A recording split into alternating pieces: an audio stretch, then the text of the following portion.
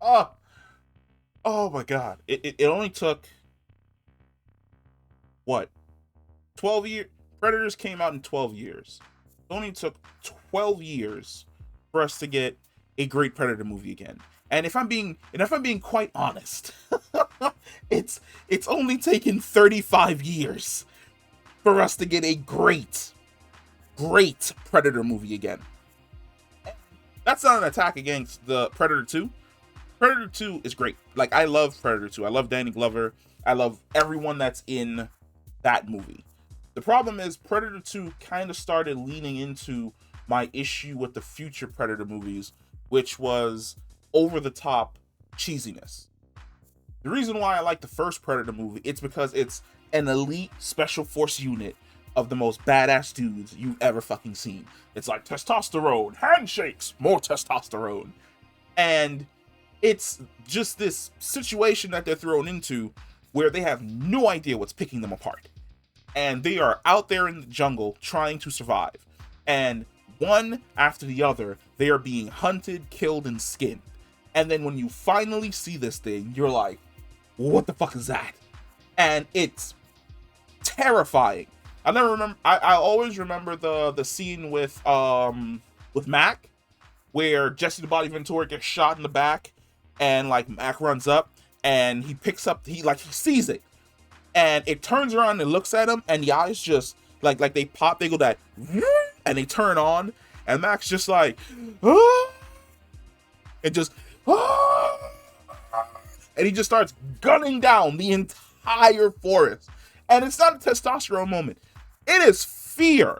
It is a man who is a top level soldier, fully trained, who's probably seen multiple different combat tours, seeing something that scared the shit out of him. That trigger discipline goes out the window. And it's just the only way for me to survive is to level the entire forest in that direction. And that's exactly what he does. That's great. Predator works great when there's tension. When you don't see the monster right off the bat. You know the monster is out there.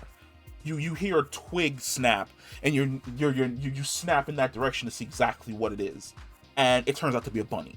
But then, let's say you kill the bunny, or you let the bunny go. All of a sudden in the trees you hear like that clicking, and you're like, what the fuck? There are so many great scenes in this movie. This movie is beautifully shot.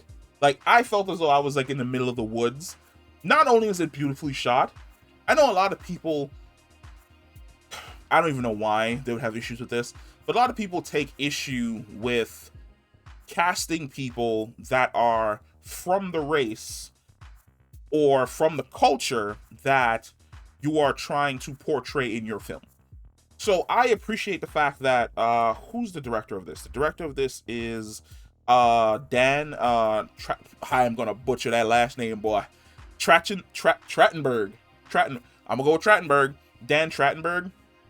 He casted Native Americans, like genuine people who descended from actual Native Americans. It wasn't like some random white guy and like some dude with a tan like you'd probably see in like the 90s or something along those lines. It wasn't some dude that's like, I've got 3% Cherokee blood. No, these are people that descended from these tribes. So when you see the actors and the actresses, like, basically going about their day for what their ancestors would have done, embracing their culture, and like they're needing medicine the way in which Native Americans would. You see them tanning hides and constructing like the houses that they would live in, and how they're like hunter gatherers, where you have like the men going off to be warriors, and then the women are out in like the fields, and then the men would come back, and then if you're like the greatest warrior, then you're like the war chief, and they start doing like their battle chants and their battle cries, and you're like, fuck yeah, this is dope as shit.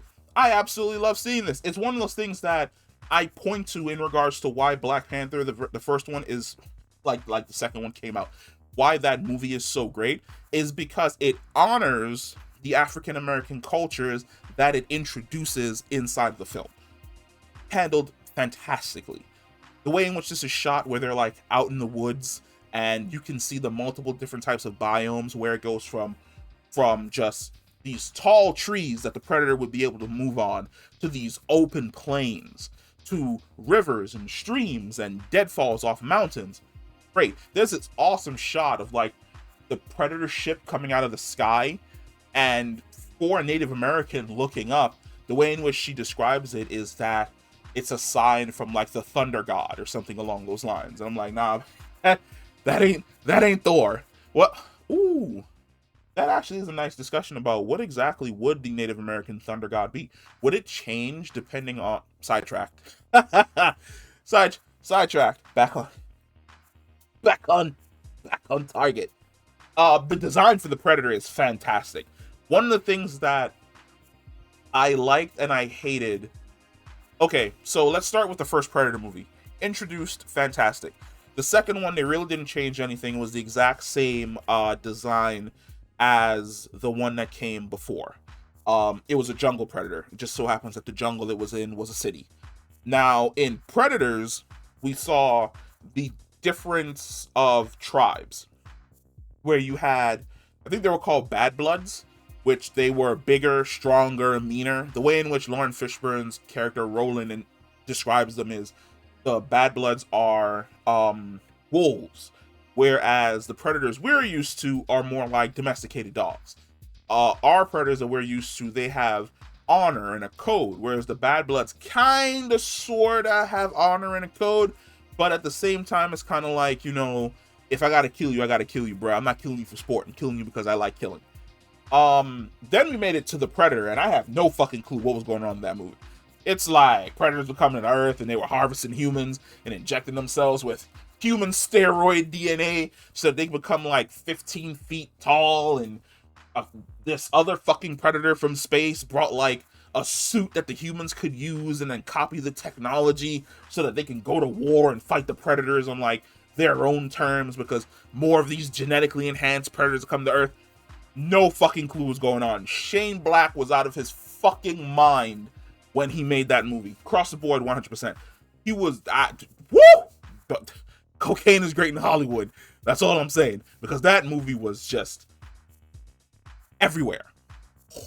Horrible. Everywhere. And the Alien vs. Predator movies, I don't really lump them into the Predator film movies. They're more of like their own little bubble. And my major issue with those is that they never spend enough time focused on the predators and the aliens.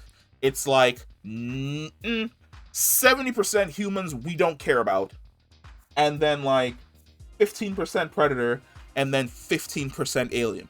Or in case of the first one, Predalien. This movie is great because from this movie, not only do you get to understand the culture that the protagonist hails from, where she hails from, but you also get to understand the honor system and kind of like the mindset that the predator also comes from, and the way in which they both kind of share, would I say, values, where it's like they are both essentially trying to prove themselves as warriors. And I'm assuming they're attempting to prove themselves as warriors because of the way in which the predator arrives on the planet and how he's going about things. And then her goals are made clear, where she's not the type to like go, basically she's Mulan. She ain't about tea parties and going out to the forest and like picking herbs and digging up carrots. Like, she wants to use her axe and her sword and go off to war.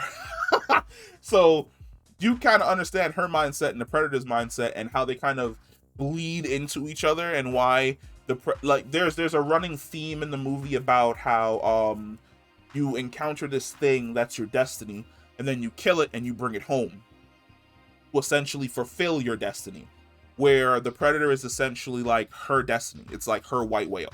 She has to go after it and she has to beat it and she has to defeat it.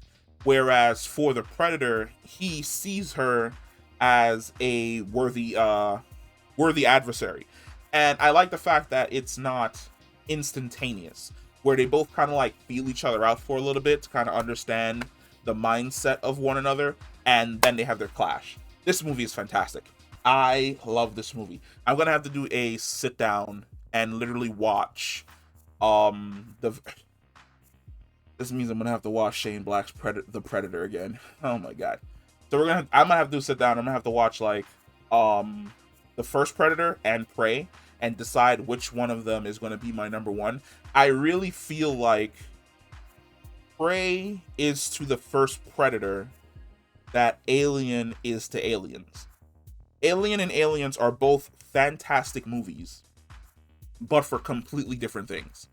Aliens, the James Cameron one is just macho, machismo, guns, smart guns, flamethrowers, shotguns, hicks, nuke. Great. It's a fantastic action movie. Whereas the first Alien movie is kind of like this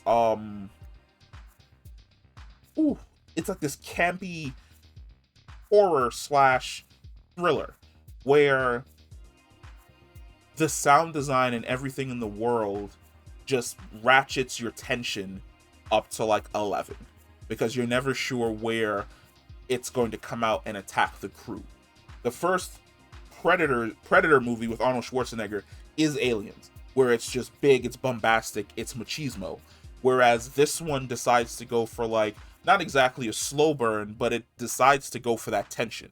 Where there are a couple scenes where you're just gonna like white knuckling it because you're like, fuck, did I just hear it in the trees? Ooh, it's around here somewhere, or it's doing something, or it's watching something, or it's studying them and trying to figure them out, something along those lines. But I love this movie. I think this movie is dope. I think that we finally figured out the direction to take the franchise in, which is big and bombastic. Fucking sucks. That's why like the Predator just bombed, and I'm happy that it bombed.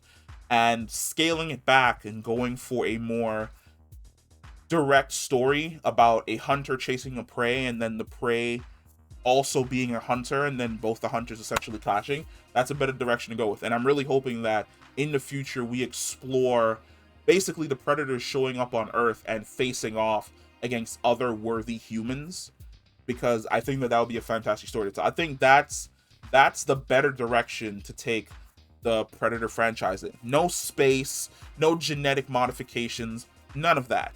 Just a Predator landing on Earth and encountering a human that it deems to be a worthy foe, and then being either bested by that human or defeating that human and then honoring that human in some way, shape, or form.